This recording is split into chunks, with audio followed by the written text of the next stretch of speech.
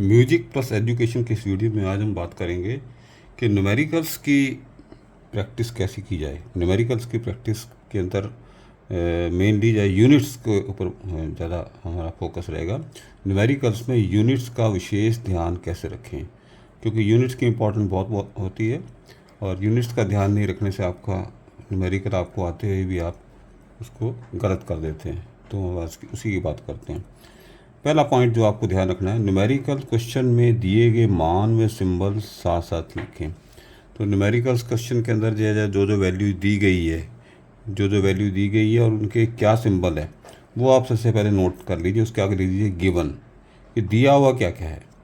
Next आप क्या करेंगे, सेकंड पॉइंट में क्या कैलकुलेट करना है, इसे भी सिंबल व नाम के साथ प्रश्नवाचक चिन्ह के साथ लिखें। अब उसमें वो पूछा क्या क्या है, जो चीज़ पूछी है उसका सिंबल और उसका नाम क्या है, उसके आगे क्वेश्चन मार्क लगाइए, यानी कि वो अननोन है जिसको कि आपने कैलकुलेट करना है। तो वो उन चीज़ों के आगे जाए नाम और सिंबल लिख के क्वेश्चन मार्क लगा दीजिए। नेक्स्ट पॉइंट आपने क्या करना, प्रत्येक दी गई वैल्यूज़ की यूनिट को एसआई यूनिट सिस्टम में कन्वर्ट कर लें।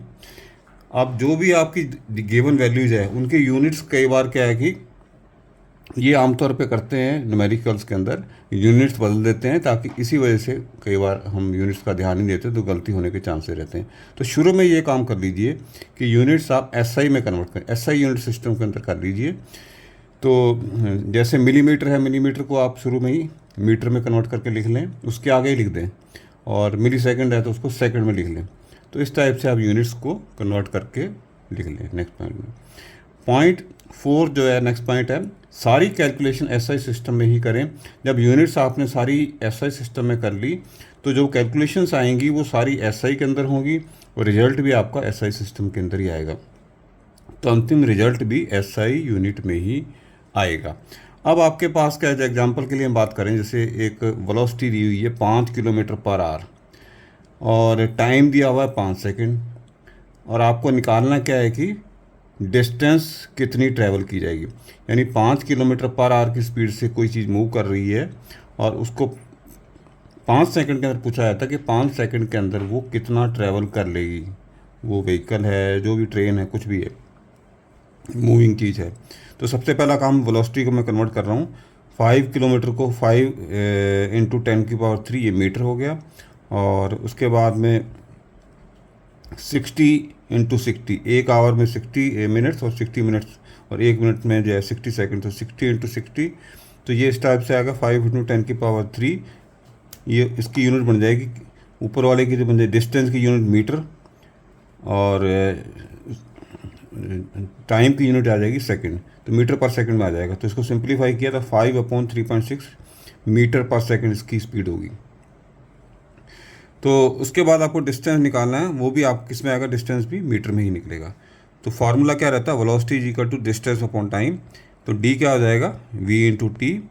तो v आपने कैलकुलेट कर लिया है, 5/3 कैलकुलेट नहीं, आपको दिया हुआ है, जिसको कि हमने यूनिट उसकी जो है एसआई में कन्वर्ट कर ली, मीटर पर सेकंड में।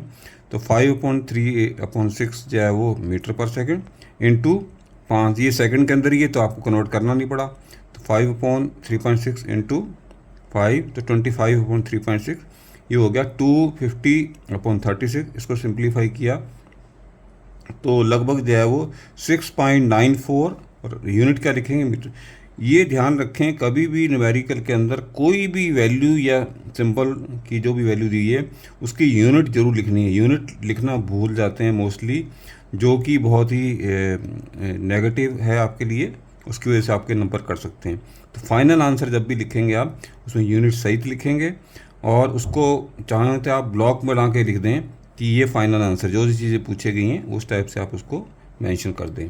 तो इस तरह से आप इसी न्यूमेरिकल्स में यूनिट्स का विशेष ध्यान रखते हुए और सही यूनिट्स लेते हुए कैलकुलेशन करने के बाद आंसर कैसे लिखना है, ये सभी मैंने इस वीडियो में आपको बताने का प्रयास किया।